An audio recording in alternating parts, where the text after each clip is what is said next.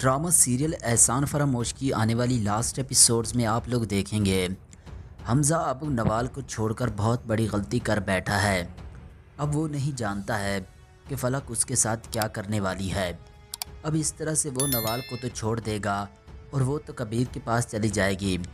अब फलक ने भी ठान लिया है कि वो हमज़ा को अपना करके ही रहेगी। अब इस तरह से वो एक दूसरे के हो जाएंगे और दोनों की शादी हो जाएगी। तो दूसरी जानिब दोस्तों आप लोग देखेंगे कि जब वो उस घर में जाएगी फलक, तो वो उसकी माँ और बहन को बहुत ज़्यादा तंग करेगी।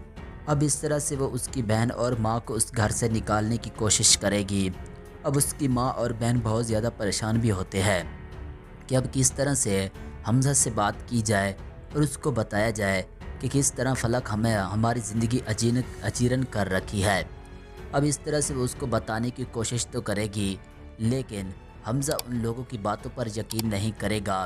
अब फलक जो भी कहेगी हमज़ा उसकी बातों पर यकीन कर लेगा और अपनी माँ और बहन पर किसी किस्म का यकीन नहीं करता।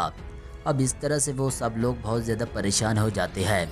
अब ये सब करने के बाद अब सब लोगों की ज़िंदगी बर्बाद होने के बाद जब हमज़ा को मालूम होगा कि फलक ने कबीर को किस वजह से छोड़ा और इसके पीछे नवाल की कोई गलती नहीं थी, इसकी वजह से उसने भी मुझे छोड़ दिया, सारी हकीकत अब हमज़ा के सामने आ जाएगी।